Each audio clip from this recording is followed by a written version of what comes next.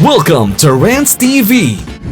Hi guys, nandito po tayo ngayon sa Marikina Riverbanks in Marikina City.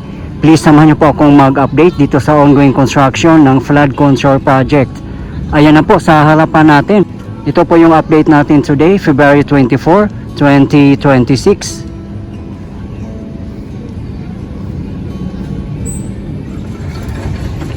Sa mga hindi po nakakaalam, ang contractors po dito ay joint venture ng Toyo Construction Company Limited and Shimizu Corporation. Sila po ay mga Japanese construction firms.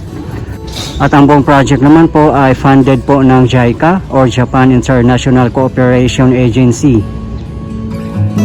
Nandito po tayo nakapwesto sa SM City basement parking. At makikita nga po natin dito na meron silang ongoing improvements for better shopping experience. Kung matatapos na po yung flood control project dito sa side nila, most likely hindi na po sila babahain.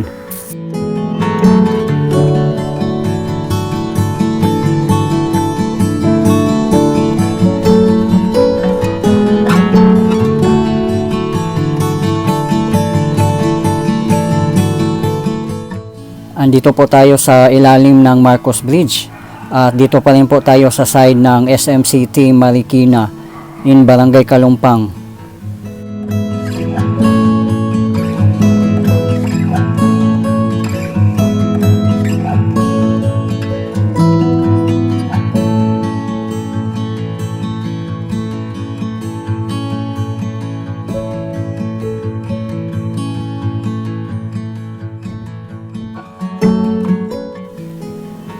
Ganyan po kataas ang flood control dito. At estimate ko po ay nasa 20 feet po ang taas. At makikita naman po natin na ka-level po siya ng girders ng Marcos Bridge.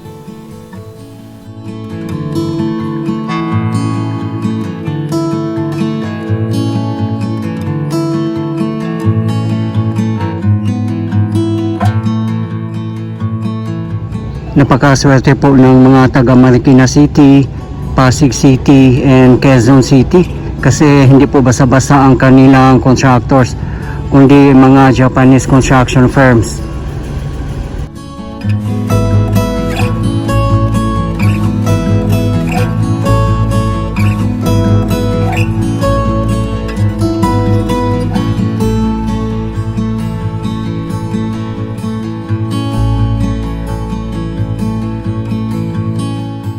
Ganito po kakapal ang pader dito guys. Estimate ko lang po dito nasa 60 cm.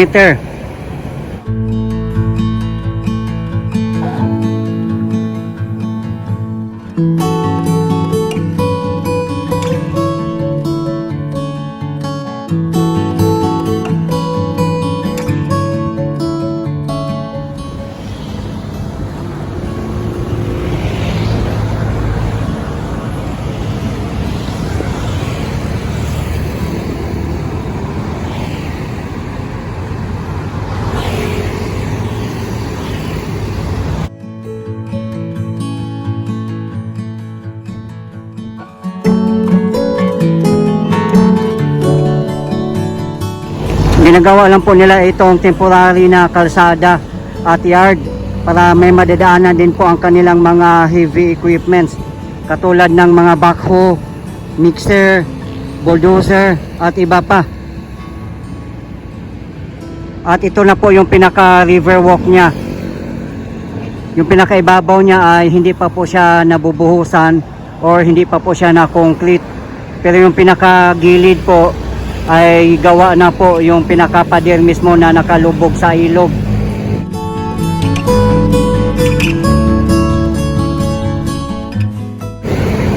Yan po ang pinaka base nila, yung may pader na nakabaon. Tatanggalin po lahat ng mga lupa dyan para lumawak po yung ilog natin at lumalim. Kaya po tinatanggal na nila yung mga lupa dito na nakatambak, yung dyan na side.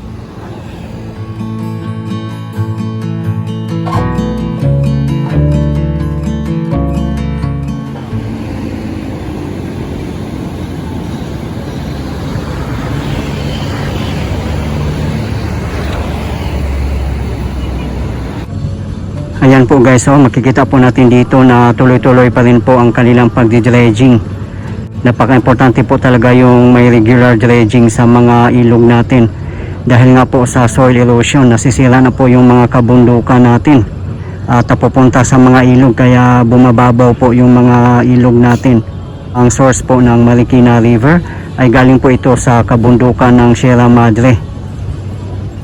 Aware naman po tayong lahat guys, no, sa massive corruptions ng DPWH, kaya yung mga kababayan natin majority wala na pong tiwala sa mga local contractors or sa DPWH, kaya mas prefer na po nila na foreign construction firms na po ang kukunin, katulad ng Japanese construction firms and Korean construction firms. Nagagawa po ng mga malalaking projects katulad ng flood control, mga tulay, mga kalsada at iba pa. Di bali na lang daw po mahal, at least makasisiguro po tayo sa quality at international standard na talagang pangmatagalan na po.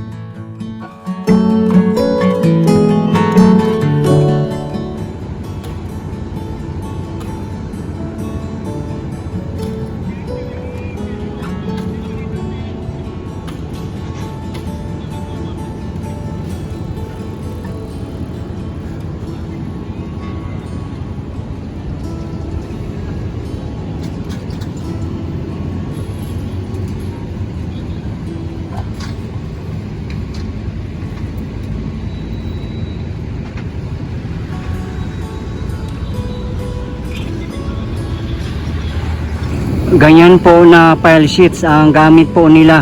May kasama na pong I-beam. Ang haba po niya nasa 20 feet.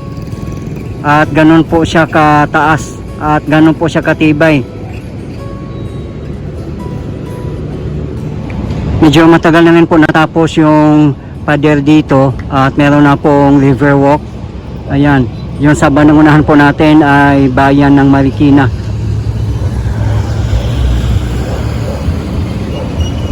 Ganon po kataas ang pader dito. Kung matatapos na po yun dito, ay for sure hindi na po babahain ang SMCT Marikina. Ayan po ang kanilang basement parking.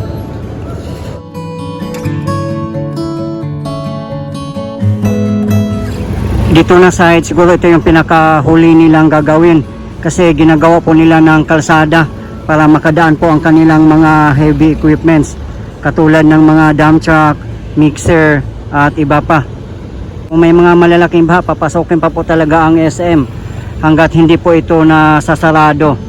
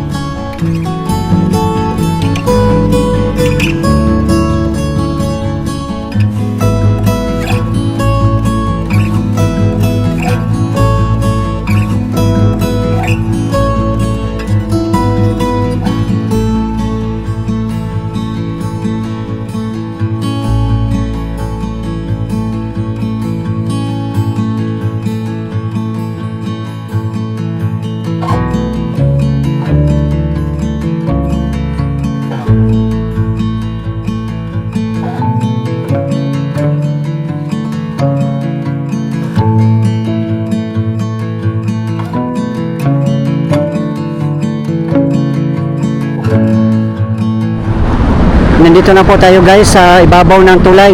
Ayun na po sa tapat natin ang SM City Marikina.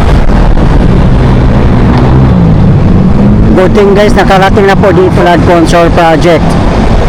Ayan oh, grabe. Tad-tad po ng bakal. Ganun po siya katibay. Kaya sino pa naman po magsasabi dito na hindi po siya matibay?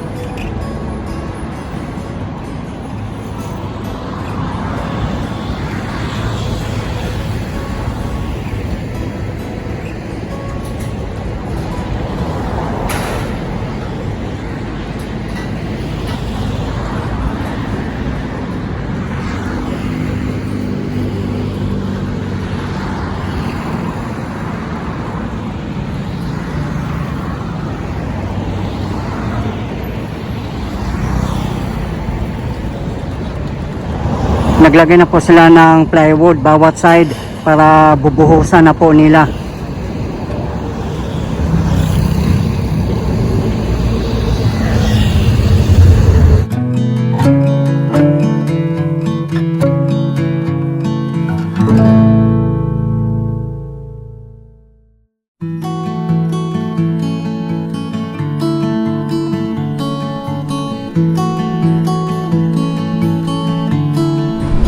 Dito na po tayo sa side ng Industrial Valley.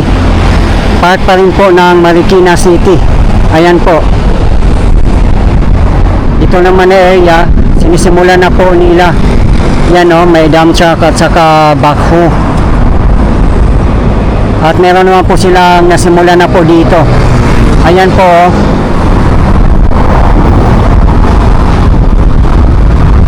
May narinig na po ako dito, sabi mataas din po ang ilalagay na pader dito. Sa 20 to 30 feet daw po ang taas.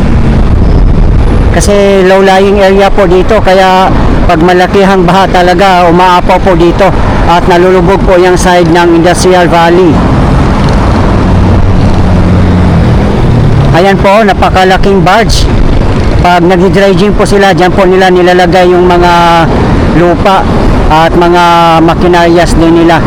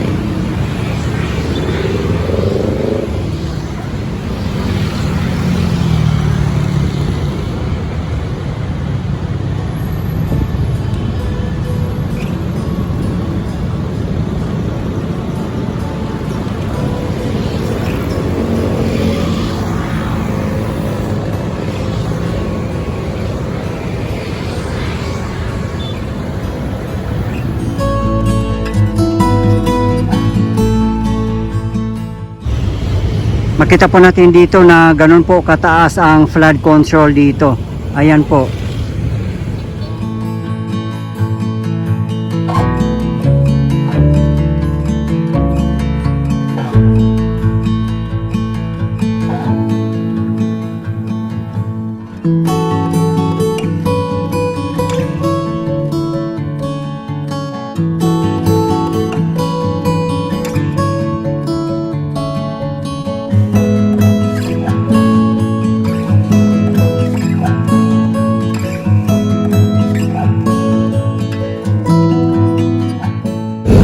Ayan po ang Barangay Barangka at yun naman po ang Marikina River Banks.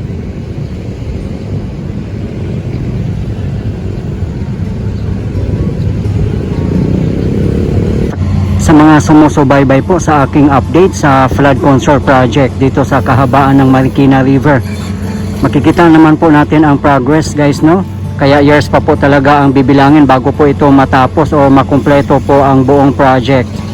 Ang importante naman po guys, tuloy-tuloy po ang kanilang trabaho.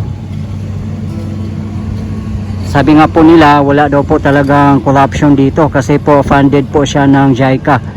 Government to government po ang transactions. Dito naman po sa side ng Industrial Valley, meron na pong existing flood control dito. Yun nga lang po ay mababa lang po siya. Kung magkakaroon na po dito ng flood control, siguro po kasing taas po doon sa kabilang side. Kaya napakalaking ginhawa po sa mga mamamayan natin, lalo na po sa mga nakatira sa riverside. At sa mga hindi po nakakaalam, ang Marikina River po ay isa po ito sa mga binabantayan, lalo na pag may mga paparating na malalakas sa bagyo o mga baha, kasi umaapaw po talaga dito dahil po ay low-lying area po sila. Kaya napakalaking tulong po kung matatapos na po yung flood control project sa kahabaan ng Marikina River. Dito po tayo nakapwesto sa Marcos Bridge. Ayun lang po sa tapat natin ang Marikina River banks. At yan naman po ang SM City Marikina. Ito po yung way papuntang Antipolo City at iba pang mga lugar.